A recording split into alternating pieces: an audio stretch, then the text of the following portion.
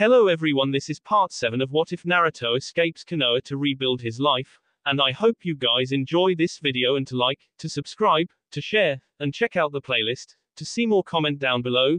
Now let's start the intro. They call me a god. They call me a god. They call me a god. Join my membership, the perks are great. It's in the description. Itachi knew he had only a few fractions of a second before Tsunade came to her senses and tore him in half like wet tissue paper, but a few fractions of a second was far more than he needed. Just as the clarity was starting to come back into the Hokage's eyes, Itachi delivered a sharp chop to her neck and she crumpled. In that moment, it was as if time stopped completely as the multitude of spectators tried to figure out what was going on, and the various shinobi were frozen by Itachi so casually holding the unconscious Hokage, daring anyone to make an aggressive move. Not wasting time, Temari and Kisame started different sets of hand seals while Naruto let his mind slide into semi-awareness, and granted the QB partial control. It was an odd feeling to voluntarily give up his body, because he was still aware, but he perceived everything as if through a haze and was watching his own body do things he wasn't telling it to do. Had the situation been less serious, he would have found the sensation amusing. Allowing himself to revel in having an actual body, even for just a few minutes, the QB grinned to himself and spoke in a darker version of Naruto's voice. I have to do 236 hand seals, and I need Maya covered, so no screw-ups.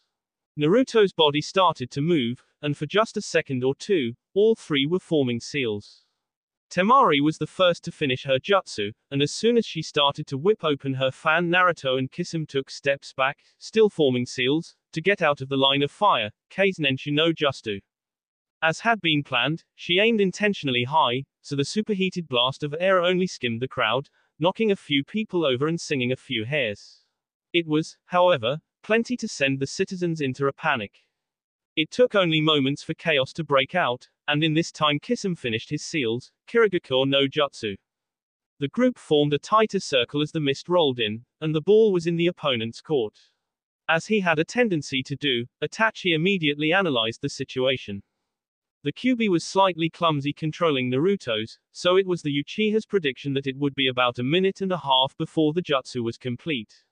He still had the Hokage as a hostage, but he knew from personal experience how fast the Anbu would organize a counterattack. Up in the trees at the edge of the mist-filled field, Sasuke was finding himself conflicted. His original plan had been to just run away on his own as soon as he'd thrown the weapons, but now he was feeling the tug of his conscience.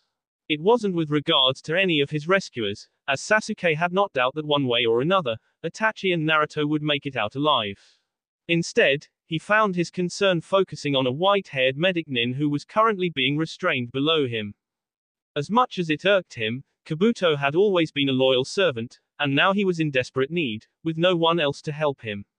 Sighing to himself, Sasuke activated his Sharingan and jumped off his branch.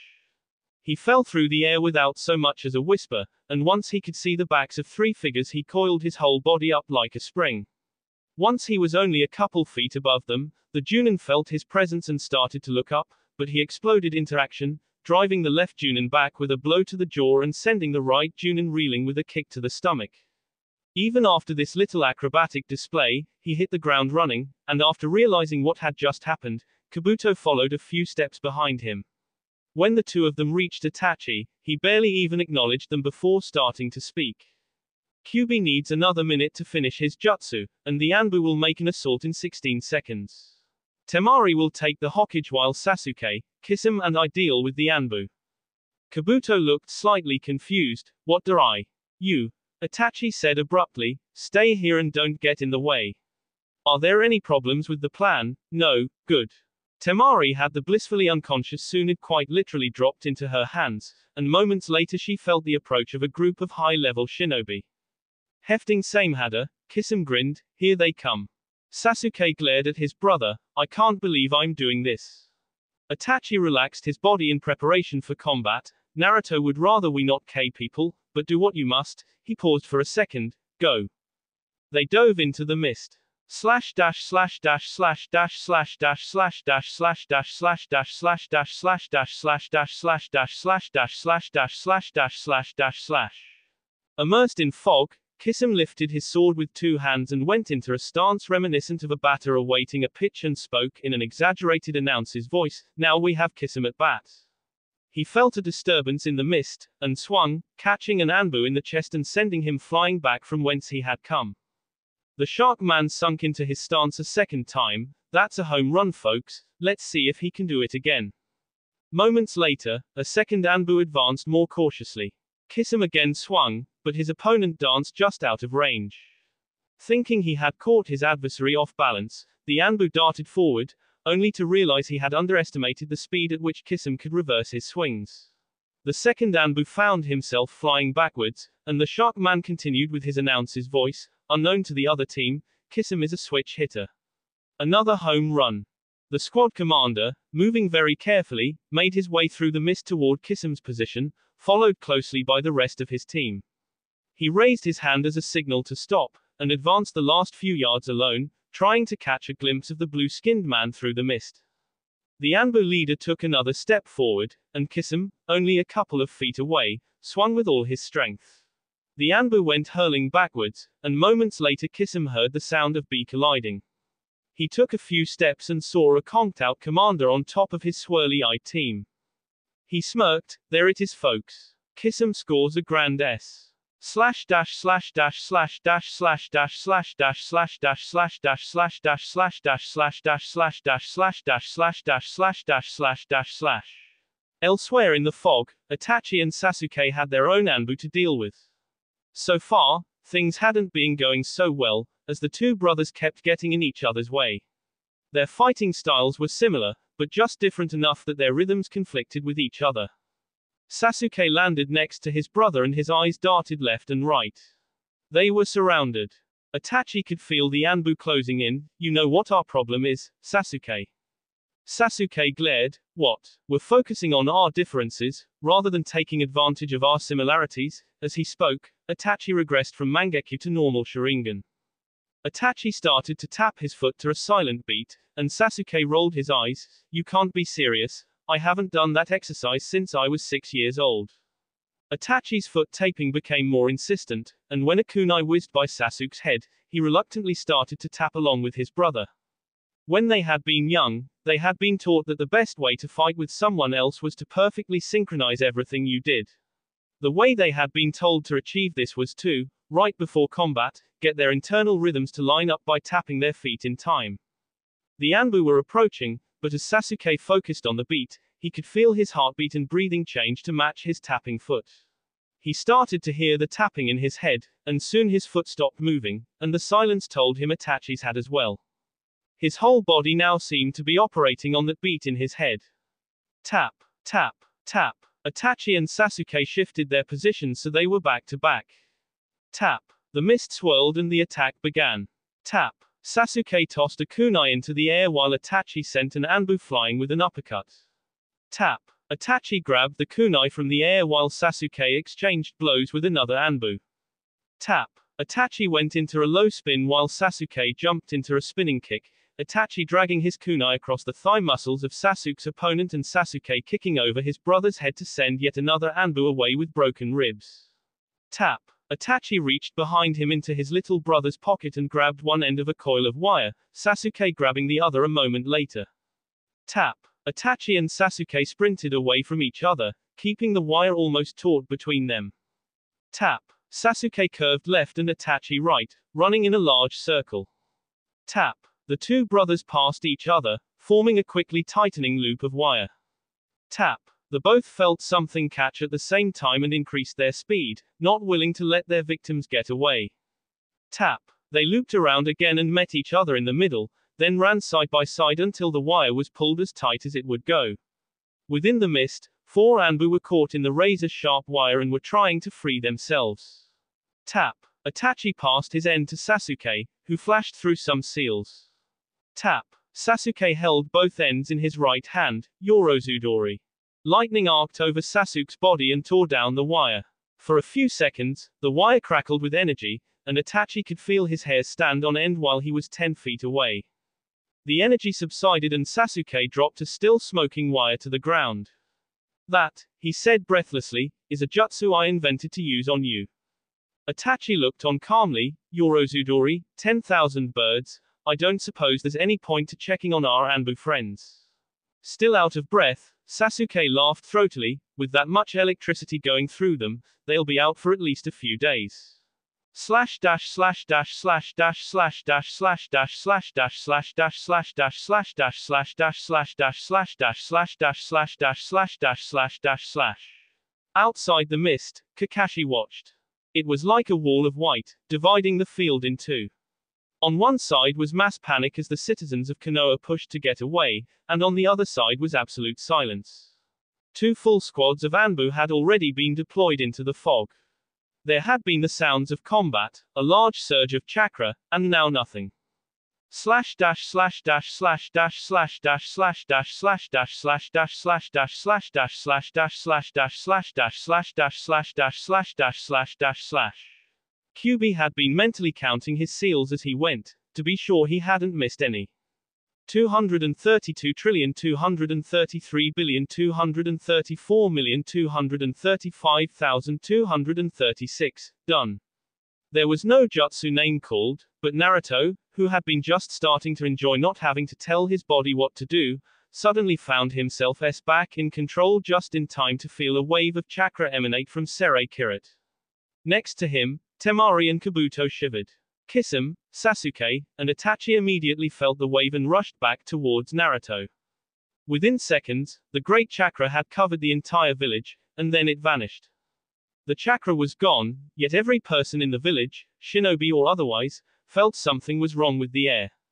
Outside the wall of mist, a major assault was being readied, consisting of over 100 shinobi. Most of the village's Anbu and a large number of Junin were prepping and being hastily briefed. Everything was silent for a few more seconds, and then a great unearthly howl resonated through the village, causing every man, woman, and child to freeze in their tracks. Naruto let out a huge sigh of relief and almost collapsed. It looks like our friend has made an appearance. We're in the clear, though I'm very tired right now. Walking slowly, and followed by Itachi, Kisame, Temari, Sasuke and Kabuto, Naruto made his way towards the edge of the mist. They started to hear yells, screams, and the sounds of general chaos. When they broke the wall of white and emerged into sunlight, they found themselves faced with a scene that none would ever forget. Konoha was wrapped in chains. They were growing from the ground like Devil's Garden and seemed to cover the whole city, entrapping all its inhabitants in their frustrating metal embrace. The copy ninja stilled as Naruto approached him, and attempted an air of nonchalance. Hello Naruto, come to visit. Just here to pick up an old friend, Kakashi. We'll be gone soon enough. The copy ninja smiled under his mask. We will be coming after you. No, you won't, because right now, everyone here is at my mercy. I could kill anyone I wanted, but I'm not going to, and in exchange you are all going to leave me alone. And what, dare I ask, makes you think we'll agree to this deal? Kakashi asked, still smiling. Simple. I did this jutsu once, and I can do it again. If I'm forced to use it a second time, I may not be so merciful. With that, Naruto strode past the copy ninja and made his way through the throngs of restrained and pissed off people. He ignored the familiar faces, the insults and the threats, walking resolutely forward. Behind him, Temari was only slightly unnerved. Slash dash slash dash slash dash slash dash slash dash slash dash slash dash slash dash slash dash slash dash slash dash slash dash slash dash slash dash slash dash slash. They stood outside a small store near the edge of Konoha. How much longer? Kisame inquired. Will this jutsu last? Naruto leaned against a wall, still tired. A while yet. Forming the chains is very tiring, but maintaining them takes very little chakra. Fenrir can probably keep it up for at least a few more hours. In that case, Itachi said, I think we should stock up on supplies. Nods could be generally seen, but Naruto looked to be barely able to keep upright, so Itachi took control of the situation.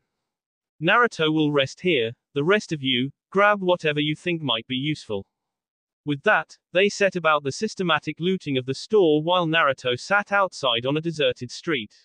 Or, to be correct, what he thought was a deserted street. At first, Naruto thought the wind was just kicking up dust, but then he noticed that there was a whole lot of it collecting. He also realized a moment later that it was not dust, but sand that was swirling around him, and Naruto started to look slightly nervous. All at once, the sand condensed into a solid form. A solid form that suddenly reached out and grabbed Naruto by the neck and lifted him into the air.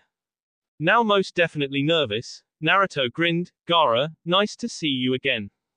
Author's notes. Translation.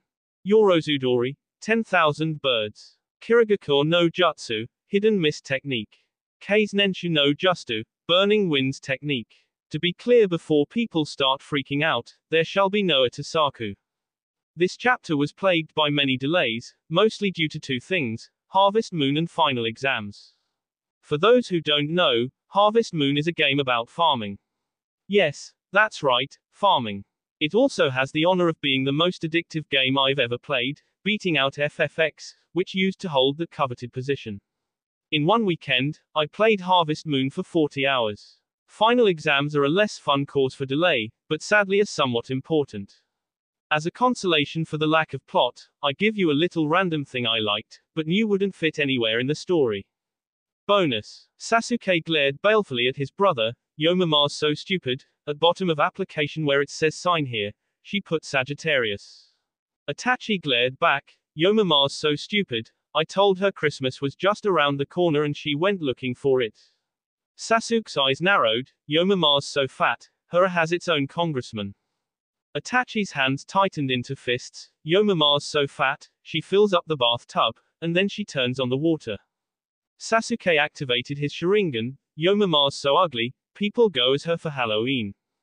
Itachi did likewise. Yo mama's so ugly, they put her face on a poster for abstinence. Naruto and Temari were watching with bemusement and confusion respectively. Temari glanced at Naruto self-consciously. Those two are brothers, right?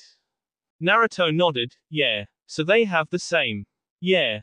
Temari paused for a moment and shook her head. These people confuse me. Naruto had been in a great many difficult situations in his life, but his current one was easily near the top of the list. Gaara had him quite firmly by the throat and appeared completely casual about it. Hello there Naruto, it's been a while. I take it you're doing well. Still hanging in the air, Naruto attempted an air of indifference. Not bad, though I'm feeling rather tired right now. The sand boy nodded. That was quite a jutsu you did back there. Shukaku tells me it was to weaken the dimensional barriers, no small feat. I was quite impressed myself, as even I really didn't know exactly what the jutsu was going to do. It was at this moment that the door to the store opened and Kabuto peeked out. He was about to say something, but then noticed the fox boy's situation. Is everything okay, Naruto-kun? Naruto grinned back. Yeah, Gaara and I were just having a little chat. Kabuto looked skeptical. It looks to me like he's trying to K you. Gaara rolled his eyes. If I was trying to K him, he would be smothered in sand. I just want to make sure he doesn't run away. The medic nin shook his head. Oka why then? Naruto, I wanted to know if you had any preference with regards to food. Still 2 feet off the ground, Naruto stroked his chin thoughtfully. Not really, but thanks for asking. Carry on then, Kabuto said and ducked back into the store. Gaara was silent for a few seconds, and Naruto started to get tired of hanging. You've made your point, so could you let me down now? No. The white-haired boy had a good idea there, so I'm currently considering strangling you and throwing your body down a very deep well. I think the idea merits a few more minutes of thought. Do I have any input into this decision? Your input was kidnapping my sister and then disappearing. Naruto pondered this for a moment. Gaara did have a point, and the fox boy wanted to tread lightly, as he was only mostly sure Gaara was joking about the strangling thing. Silence reigned for a few more seconds, then Naruto fell, hit the dirt and took a few deep breaths of air. He stood up and brushed himself off, leaning against the wall. So then seriously, what can I do for you? I would figure that you would ignore me and go see Temari. I will see my sister in good time. Right now, you are going to tell me everything that has happened since you left Konoha. Leave anything out and we may go back to the strangling idea. Now, inside Naruto's head, little gears were turning. The only way for Gaara to confirm or disprove anything was to talk to Temari and compare what they said, so the fox boy could only get away with not telling Gaara something if he was pretty sure Temari wasn't going to tell her brother either. The list of things covered by that definition was quite large. Naruto then told his, slightly edited, story. Throughout his explanation, he discovered that he could judge how Gaara was reacting based on his scowl. At the beginning, talking about when Temari had technically been his prisoner, Gaara had a fierce glare on his face, but when he got to the part about getting her a new weapon and helping her learn new jutsus, the sand boy's face became neutral and he even smiled a teeny tiny bit. When Naruto finally finished, the two were silent again, each lost in their own contemplation. The door to the store popped open and Kabuto again looked out. We have a bit of a situation in here. Naruto sighed in exasperation. I'm kind of busy right now, but tell me what the problem is. The white-haired nin rubbed his head nervously. Sasuke and Itachi look like they're about to attack each other. This received an eye roll from Naruto. I would be worried if those two didn't look like they were about to K each other. Have Kisame and Temari calm them down. Kabuto got more nervous. Kisame and Temari are already making wagers with regards to the winner, so I don't think they'll be much help in diffusing the situation. Naruto looked up at the sky for a moment, then a proverbial light bulb appeared above his head. Try making the offhand comment that you heard somewhere that the Byakugan was superior to the Sharingan. Kabuto ducked back inside, immediately catching on to Naruto's idea, leaving said foxboy to again face Gaara alone. So, what do you think? It appears that under the circumstances you had no choice but to act as you did, so I can't blame you. I will also say that you appear to have done as well as you could to keep Temari safe and help her become stronger. Naruto took a little bow. I try my best. So then, when are they going to be done in there? I'm not really sure, but it shouldn't be too much longer. What do we do until then? Naruto suddenly got a light in his eyes. It's been a while since we've fought. The last time was, if I recall, in the forest when you went all crazy. The sand boy smirked slightly and released his hold on the sand, allowing all of it to just fall to the ground. His gourd dissolved and the sand armor that always covered his body fell away, revealing his skin. Naruto looked blankly on and Gaara's smirk grew wider. You're exhausted right now, so using chakra wouldn't be fair. Besides, I haven't really had a chance to try this taijutsu I've been learning. Gaara took a look at Sereikirat, but no weapons. Naruto grabbed his sword and threw it haphazardly into the air. Fine then, if you want it that way. I could use an old-fashioned physical fight right about now. Slash dash slash dash slash dash slash dash slash dash slash dash slash dash slash dash slash dash slash dash slash dash slash dash slash. Within the store, Kabuto found himself on the receiving end of a two-pronged attack. Itachi and Sasuke were giving him the comprehensive list of all the reasons why the Sharingan was far more powerful than the Byakugan. The two brothers had unconsciously fallen into a system where whenever one of them needed to breathe, the other would take over and continue the list. Temari was just putting the last few foodstuffs into her bag when there was an explosion and all movement inside the store ceased. Sasuke stopped mid-sentence and bolted for the door, Temari following only moments later. Itachi, Kisame and Kabuto leisurely gathered up the things and meandered in the general direction of outside, confident in the younger generation's ability to handle any problems. Slash dash slash dash slash dash slash dash slash dash slash dash slash dash slash dash slash dash slash dash slash dash slash dash slash dash slash. The street looked like a miniature desert, with sand covering the ground everywhere, but Sasuke's attention was immediately focused on the G that was going on. Naruto and Gaara were in the middle of the mini-desert, caught in a deadlock. They were exchanging quick light blows with neither showing an apparent advantage. It was obvious to Sasuke that Naruto had far superior taijutsu technique, but his fatigue evened the odds. Gaara used only the most basic taijutsu, but was far more energetic and nimble. The young Uchiha shook his head. Nimble was never a word he would have normally used to describe Gaara, but the sandboy had evidently been practicing and training. The two combatants noticed Sasuke's appearance, but paid it no mind, both thoroughly enjoying the fight. They did, however, pay attention to who followed Sasuke out of the store. Temari emerged into the light and was greeted by the image of Naruto and Gaara freezing in mid-combat, with Gaara's fist an inch from Naruto's face and the fox boy just bringing his leg up for a roundhouse kick. She took a deep breath. What in the nine hells are you two doing? Still frozen in their odd tableau, the two suddenly felt the need to go hide somewhere. Naruto went back to standing normally and cleared his throat. We were fighting. Temari felt a headache coming on. Why, exactly? Gaara spoke this time. For fun.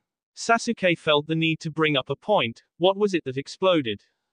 Naruto and Gaara looked at each other and shrugged, then looked around. After a few seconds, Gaara saw something and pointed, leading all gazes in that direction. A few 100 feet away, Kirit was sticking out of an electrical transformer, sparking contentedly. Attention refocused on Gaara and Naruto. Temari sighed, why am I not surprised? Her adrenaline rush wore off slowly and she jogged forward to catch her younger brother in an unexpected hug, lifting him off the ground. Despite the mess, it's good to see you here, little brother. I would have thought you would be back in sand long before now. Gaara blushed slightly. Well, I was partly looking for you. You disappeared rather suddenly. She laughed nervously. Yes, I suppose I did. Sorry about that. Itachi emerged holding his bag and looked at the sky. I'm afraid we must leave soon. We'll need all the time we can get. Releasing her brother, Temari nodded. Okay then. I'm really sorry, Gaara, I'd like more than anything to talk more, but the time. I don't suppose you'd consider returning to the sand. Naruto was running to retrieve his weapon, but was listening in as she responded, a part of him apprehensive, part of me wants to, but we both know there's no place for me there.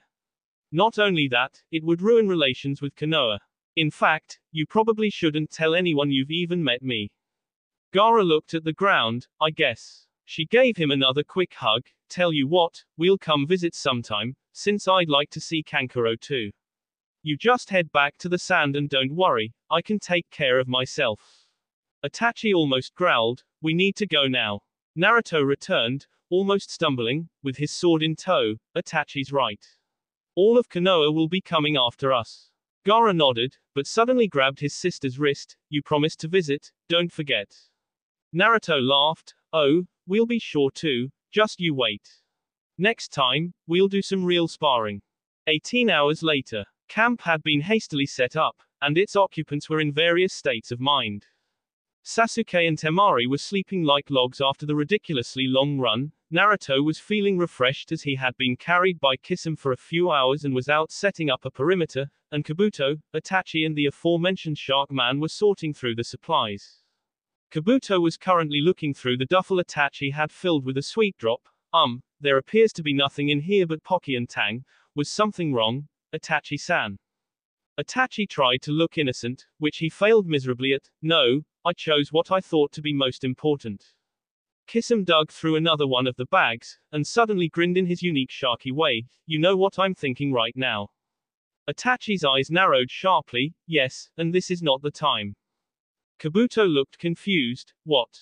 It's not the time for what? The Shark Man held up a ripe tomato. Time for a SCMS. The poor medic Nin looked more confused. SCMS. Itachi rolled his eyes. A special culinary munitions spar. Kabuto tried to decipher this. Splat. Pieces of tomato fell from Kabuto's face and he suddenly got it. Itachi cursed. Kisame. This isn't the. Splat. Cool as ice, Itachi removed the tomato from his face, took a deep breath, pulled a dozen eggs out of his bag, opened them, grabbed 2 in each hand, and whipped them at his partner. Kisame ducked and laughed, grabbing a bag of carrots and tearing it open. Soon, Kabuto was ignored completely as the 2 Akatsuki clashed with various food groups. The Shark Man hit upon a winning strategy of using carrots as kunai until Itachi broke out his spinning sausage links. Kisame's eyes narrowed. Yes indeed, your sausage nunchaku are quite fearsome, but they are no match for the pickle of doom. Itachi snorted. The pickle of doom. What are you going to do with a pickle? Kisame glanced sneakily over to where Temari sat against the tree asleep and reached into his duffel, pulling out a jar of what looked to Itachi to be perfectly normal pickles. He slowly unscrewed the lid and drew one of the wet green vegetables out, and with a flick of his wrist, the pickle flew gracefully through the air, as if in slow motion, and smacked wetly into the side of Temari's face. Her eyes snapped open and she suddenly became very awake. Kisame quickly slid his jar back into his bag and yelled, Itachi. How could you do that? Throw a pickle at a poor unsuspecting sleeping girl. The still groggy Temari made a threatening guttural noise and glared sleepily at the Sharingan user. Then she started to get up, and Itachi took a step back. Naruto walked into camp 10 minutes later, to be greeted by the scene of Itachi lying face down on the ground. "You okay?" Itachi mumbled in a way that sounded vaguely like acknowledgement. Naruto looked at the prone Itachi curiously, and then turned to Kisame, who was cleaning Samehada. "What happened to him?" The shark man smirked, he mocked the pickle of doom. "Wah, we had a special culinary munitions spar." Naruto looked at the various food products that lay everywhere. "What exactly inspired you to do this?" "It's a tactic to relieve stress and promote non-work relationships between Akatsuki pairs. It's also really fun." Itachi pushed himself up. "That's a matter of opinion, but I won't deny I've been known to participate once in a while." "Well, on a more serious note, the perimeter is secure, but we need to decide where we're going now, and what you two are going to do. You do still remember that you ignored your orders and are now AWOL from the Akatsuki?" Kisame nodded. "Yeah, but I've recently been having an idea that might solve that as well as some other problems. Trick is, we'd have to keep it quiet, cause it won't work if certain people are aware of it." Naruto and Itachi looked at him questioningly, and he glanced over to make sure Kabuto was still out of earshot. "I think my idea will be best for Sasuke, but he probably won't agree with me on that, and if this is going to work, it has to be done tonight." Itachi nodded. "We're listening." Slash dash slash dash slash dash slash dash slash dash slash dash slash dash slash dash slash dash slash dash slash dash slash dash slash dash slash dash slash. The next morning, Sasuke woke up feeling better than he had in weeks. The sun was bright, his life was no longer in immediate danger, and things were looking good. But he noticed something wrong. Where there should have been people, there were none. Where there should have been a set-up camp, there were just 2 sleeping bags. Everything else except 2 of the 4 food duffels and a plastic bag containing something he couldn't identify were gone. This disturbed him. He pulled himself out of bed, walked over to Kabuto's sleeping bag, and kicked it. "Who? What? Are we under attack?" "No, but we're alone. We appear to have been abandoned." Kabuto rubbed sleep out of his eyes and surveyed the area, making the same observations Sasuke had only moments before. "What's in the plastic bag?" "Don't know. Haven't really examined anything yet." Saying this, Sasuke went over and opened the bag, revealing an envelope on top of lots of black cloth.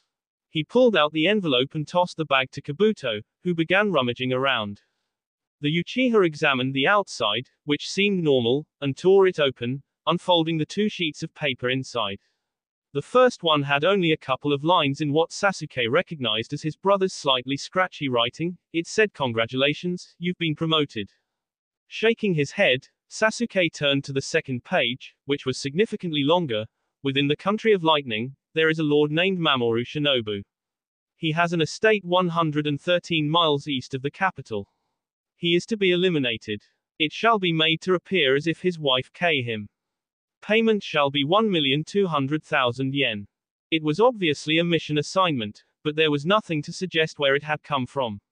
Looking down at the first sheet, Sasuke noticed there was something drawn on the back of it. It looked like a map. "Hey, Kabuto, come tell me what you make of this." There was no response, so Sasuke turned around and his eyes widened. Kabuto was holding up 2 black cloaks, embroidered with red clouds. Slash dash slash dash slash dash slash dash slash dash slash dash slash dash slash dash slash dash slash dash slash dash slash dash slash. Not since the attack of the 9 tails had Konoha been in such chaos. People were running everywhere like chickens, none of them really having a destination. Through the masses of people strode the Godime Hokage. Her body leaned forward aggressively as is daring anyone to get in her way. She was going to a place that was generally forgotten and ignored, which was unfortunate because although only needed rarely, sometimes it was really needed. Now was one of those times. She arrived at a small building on the west edge of town and banged noisily on the door. "Hanzo. Get down here now." After what felt like ages, the door was slowly pulled open and an old man looked out with a smile. "Ah. Tsunade-sama, what a pleasant surprise. You knew perfectly well I was coming, and you know just as well what I'm here for." The old man laughed and opened the door wider. "Must you always go straight to business? I haven't had a good chat with you in years." Following the old man into his house, Tsunade looked around at the racks and shelves that filled it. Here was where the most ancient of scrolls and books were kept, an archive of information that no one had wanted but Hanzo. The library would have too much trouble to transport, so he had just moved into and redecorated the archive building. They went into the study and soon had found a large plush armchair and sat down, waiting impatiently. Not in any rush, the old man took a moment to straighten a scroll rack that had gotten misaligned and then eased slowly into his own chair. So then, I'm guessing you're here because of the incident a few days ago. Of course. I've spoken with every jutsu specialist in the village, picked the brains of the summoning experts and been briefed by the greatest masters of chakra control. Hanzo leaned forward and leaned his head on his left hand. And now, after all that, you come to visit an old collector of books. Why? Because no one else has a clue what happened. Yes, it would appear that you are in quite a difficult situation. That, the Hokage said tiredly, is a major understatement. Well, I've been predicting this visit, and have been doing some thinking and researching, but I first want to hear what other people have said. Tsunade took a moment to sort through the mess of memories that made up the last 8 hours. Well, I've been told it could have been some type of Doton jutsu, but I've never heard of any jutsu that widespread. Some people think it was an extremely powerful genjutsu, but that seems too far-fetched as well. Apart from that, it could have been a chakra manifestation, but one of that size would require an inconceivably huge amount of chakra. The old man nodded. There's an old saying that goes, when you have eliminated all that is impossible, whatever remains, no matter how improbable, must be the answer. That was most certainly a chakra manifestation of some variety, which leaves us with the far more complicated and interesting dilemma of its source. Sitting in her chair, Tsunade was wishing she had come to Hanzo first. As always, his calm methodology made the answers to problems seem simple, so where do we start? We start, the old man said, with a poem. A poem? What? Are you going deaf in your old age? Yes, a poem, or to be more precise, a very old poem. Give me an approximate age. Are we talking 100 years? 200 years? 500 years? Hanzo reached behind his chair and pulled out what looked like a slab of stone in a plastic bag, turning it over to show a 4x2-foot surface covered in small scratch marks. Tsunade stared. You've got to be kidding me. This writing was only used for a period 1200 to 1600 years ago. It is the only record I have ever read that pertains to the incident. So read me this poem. I'll read a modernized version, since there have been some major changes in language and if I were to read it as written you wouldn't be able to make sense of it. In fact, the method I've used to modernize it is a relatively new and I have to say quite fascinating procedure. It starts by copying the manuscript twice and... Hanzo. Oh, I'm sorry, you wanted to hear the poem, didn't you? The old man cleared his throat slowly and noisily. Long before the age of man, when animals free roamed the land, there arose up from his sleep a monster from the deepest deep. His howl could make the ocean swell, and with his roar the mountains fell. The people fled clear of his path, lest upon 'em fall his wrath. But some among 'em rose to fight, stood to end his reign of fright. And from among 'em emerged 8, who swore they'd seal the demon's fate. On the highest peak of all the land, the demon fought against the band. For 40 days and 40 nights. They clashed across the savage heights. The heroes knew they could not win. Their swords bounced off the demon's skin. And yet still they would not yield, but chose another battlefield. As day turned twilight, then to dusk, they fought among the standing stones. And there a ritual was done, to take them to the shadow plains. 'Tis said that there they shall remain, till willingly the best atones. In that dark place where human souls, can serve but as the demon's chains. Finishing the poem, Hanzo raised his voice dramatically, as if he were an actor reading a script. So, what did you think of that? Sure, it's a nice poem, but what does it have to with the incident? Hanzo looked at her with just a twinge of condescension. Hokage-sama, do you think any human would have the chakra to manifest enough chains to enwrap a city? Tsunade looked shaken. No, I've never heard of anyone having anywhere near that much. Therefore the only conclusion is that it was a demon. I guess. No, you don't guess, Tsunade. It's not a pleasant thought for me either, but if we start ignoring things we're afraid of it will lead to the village's destruction. Tsunade took a breath and closed her eyes. So Konoha has been again ravaged by a demon. How am I supposed to tell the people without causing mass panic? First of all, we weren't ravaged. If memory serves, no civilians and only 3 shinobi were killed. Those few who were K were the ones sent after the escaped prisoner and his rescuers, so that means the demon itself K-No-1, something we need to acknowledge and be thankful for. Second of all, there's already mass panic, so more information can't hurt at this point. So you want me to go out there and tell a city they should be thankful they were attacked by a demon? Exactly. Had the 4 Nukkenen just attacked head-on, there could be hundreds, or even thousands more casualties. Oh, I'd never thought of it that way. Obviously. Tsunade got a glint in her eyes. You might want to watch how you speak to me.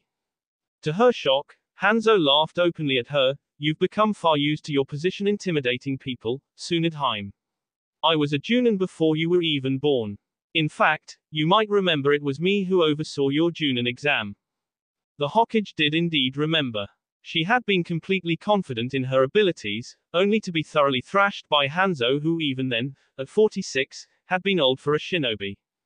Hanzo went on, the point being, I'm far too old to bother pretending to be intimidated by you youngsters and your filibusters. So then, what other insight can you offer me? Tsunade said with only a hint of sarcasm. Well, the more I've thought about it, the more I'm sure the being we encountered is the one mentioned in the poem, but there seemed to be something missing. Tsunade became fully serious again and nodded. The last stanza was a completely different form than the rest of it. You're thinking someone see out and rewrote the end. Indeed, I think there may be as much as half the poem missing, and I am working with the assumption that it was done to limit anyone's knowledge about this particular creature, whatever it may be. The obvious problem is that if this version was written over 1,000 years ago, the original may not even exist anywhere. If it does, we'll find it. The other obvious solution would be to just find Naruto-kun and ask him about the demon yourself. Tsunade shook her head. I've had to send out squads to search the forest to keep up appearances, but it's obvious to anyone who knows about these things that with their head start our odds of finding them in the wilderness are slim to none. Well then, Tsunade-sama, I suggest you hop to it. I don't imagine the village is going to be very patient about finding out exactly what it was that made a complete fool of us and ruined our reputation of strength. The Hokage groaned slightly as she got up. I really don't need to hear that right now. Oh, but you do. The names of the shinobi involved will soon be forgotten and brushed aside, but it will be remembered forever that a demon was involved. The Hokage seemed to get progressively more morose as she walked to the door. Well, I suppose it's time to go out and face the bureaucracy. Drop by again sometime, Tsunade. I do so enjoy our little chats. Meanwhile, in the forest, as he had done so many times over the last couple days, Sasuke pondered conflictedly over the cloak that had only days before belonged to his brother. He knew logically that joining the Akatsuki would be a good choice for him. It provided a structured yet not overly restrictive environment for Nukkenens to develop their skills, but something inside him still resisted. He set down the cloak and picked up the mission assignment on the back of which was scrawled a map. It showed an area near hidden waterfall and Itachi had, with his usual subtlety, written, secret base here, in large block letters with an arrow pointing towards the side of a badly drawn hill, where Sasuke suspected there would be hidden door. Sasuke sensed movement behind him but refused to acknowledge it, continuing to study the map. After a few minutes of blankly staring at a page he had long since memorized, he lost his patience. I think you're enjoying yourself just a bit too much, Kabuto. Behind the Uchiha's back, Kabuto paused in mid-kata, but I'm just training, Sasuke-sama. Sasuke slowly turned to look at the medic nin icily. You're trying to make your cloak billow out as you fight. That's not training. Kabuto smiled evasively. Is there something wrong with wanting to fight with a little bit of style? When you're bugging me, yes there is. I think you need to lighten up a bit, Sasuke-sama. I think you need to stop being a distraction, as I am trying to decide our next move. What's there to decide? We do missions for them, they give us money, and as an added bonus, we get cloaks, rings and cool hats. But still, you have to admit, Sasuke-sama, that the hats are cool, and we get them for free. What other group gives out free hats? The Shriners. Kabuto paused, a rare valid point, but their hats aren't cool. Tuning out Kabuto, Sasuke looked again at the mission request, his logic finally overcome his resistance. Trying to be firm in his resolve, Sasuke jumped to his feet and started to pack up camp. Noticing Sasuke's movement, Kabuto stopped mid-monologue, so I take it we're leaving. We'll try this mission, and if we succeed, we'll go from there. Yes. Kabuto twisted his body so his cloak billowed out behind him. Free hat, here I come. Meanwhile, somewhere else in the forest. What? Kisum took a step back from the irate girl, leaving Itachi to face her wrath. How could you pack nothing but Pocky in your bag? Itachi crossed his arms. I like Pocky. Temari smacked her forehead. Yes, but we human beings need more than chocolate and wafer sticks to survive. Therefore, it is somewhat of a problem when one of our provision bags contains nothing but Pocky. 20 feet away behind a tree, Kisum felt the need to give his input. Actually, Temari-san, there's some orange tang in the bag too. Immediately realizing he had drawn unwanted attention to himself in the way of a glare, Kisum ducked back behind the tree only to see Naruto taking a nap in one of the branches above him. Making sure as to not draw attention to himself again, he carefully climbed up the tree and poked the fox boy in the shoulder. Wah, what I want, Kisum? What are you doing up here? Well, I was sleeping until you interrupted me. Kisum sat down on the branch. I don't suppose you'd care to mention to Temari that she was the one who just grabbed 2 of the 4 ration bags without checking to see what was in them. Naruto looked over to where Itachi stood calmly amongst the hurricane that was Temari's temper. Not particularly. They sat silently for a few seconds, still well within earshot of Itachi's verbal thrashing. Kisum's stomach rumbled. I'm getting hungry listening to her talk about Pocky so much. Naruto stood up and stretched, pulling his sword from where he'd stuck it into the tree. Let's go get something then, we'll just take the long way around camp and find ourselves something to snack on. 10 minutes later, after numerous failed attempts to sleep while standing and with his eyes open, Itachi had discovered a way to pass the time. If he watched closely, he could predict what Temari was going to say before she said it, and the closer he looked, the further ahead he could predict. From subtle muscle twitches and the way her yes shifted, he was predicting up to a full sentence in advance. Itachi see into her endless lecture. Yes, there's a town only a few miles ahead where we can get supplies. Temari stopped. Don't interrupt me when I'm ranting. Even my brother knows not to interrupt me when I'm ranting. You were about to say, and you better hope there's somewhere up ahead where we can get real food, and so I saved us both time by answering the question before you asked it. That's not what I was going to say. Yes it was. How do you know? I just do. If you're making fun of me. Itachi suddenly vanished and Temari didn't even have time to react before her body went numb. What the hell did you do? Reappearing right behind her, Itachi flicked the back of her head and watched as she tried to swat at him, but fell over instead. I just poked you in all 37 paralyzing pressure points. Itachi leaned over her. How about this? I undo the paralysis, we get more food in the next town, and you stop wearing my ears off. Okay. Itachi poked her neck and feeling returned to her body. Good then. Bonus number 2. Gaara stood in the middle of an empty field, basking in the silence. There were no bugs, no animals, and no wind. There was no sound at all. He noticed that he was mostly wearing only a set of boxer shorts covered in pictures of Shukaku, but it didn't bother him for some reason. He started to walk forward, feeling the grass run pleasantly between his toes, and thought again what a wonderfully peaceful place this was, with absolutely nothing to annoy him. Pika. Gaara stopped cold and turned his head to look in the direction of the sound to see what had dared to spoil his tranquility. There, in the grass, stood a large yellow mouse-like thing that continued to look at him curiously. Pika Pi. Go away. The odd thing stood there for a moment, then suddenly leapt at him. Pika.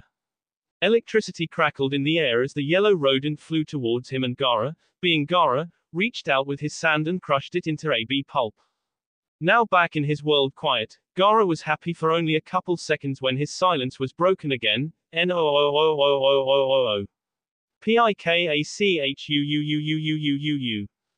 Appearing out of nowhere, a boy appeared and clutched at the bee remains before standing up and striking a pose. I am Ash Ketchum, from the town of Pallet, and you are a horribly evil man who has taken my best friend from me. It is with this knowledge that I shall, in the name of justice, strike you down and end your dark ways. Despite the loss of my partner from me and ended our great adventure, I shall continue on and, URK. The sand withdrew and Gaara sighed happily, his field was again tranquil. Prepare for trouble, and make it DOUBL, squish. Gaara cursed silently. Where did all these freaks keep coming from? He looked around slowly, and no more annoyances appeared. but he walked cautiously forward only to feel something hit the back of his head. He looked down and saw what looked like a red and white plastic ball. A moment later, another ball hit him, only to be followed by 3 more. He followed the path of the accursed projectiles and found an old man hiding in the grass, who upon seeing Gaara's approach, stood up nervously. "Hello there, I'm Professor Oak, and I'm here to tell you about the wonderful world of poke." With a squish and a crack, Old Man was no longer a problem, but Gaara was seriously starting to wonder if he was ever going to be left alone. Gaara continued through the field now very apprehensive, but it appeared as if the annoyances had finally left him alone. He stumbled slightly on a rock and stubbed his toe. When he reached down to make sure it wasn't broken, he was struck with a dawning horror. His feet were too small, as were his hands, and they were all yellow. He ran his hands over his body and felt not skin, but fur. Refusing to believe it, he tried to speak. Pika. Gaara's eyes snapped open.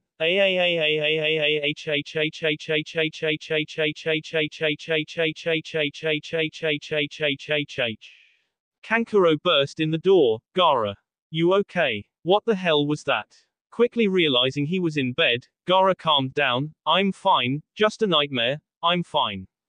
Kankuro shook his head. "Man, that must have been some nightmare to scare you like that." Gaara laughed between deep breaths. "Let's just say I am never ever playing Game Boy before bed again." End bonus. That will be all for this video. Be sure to like, subscribe, share, and comment down below for more videos. Goodbye.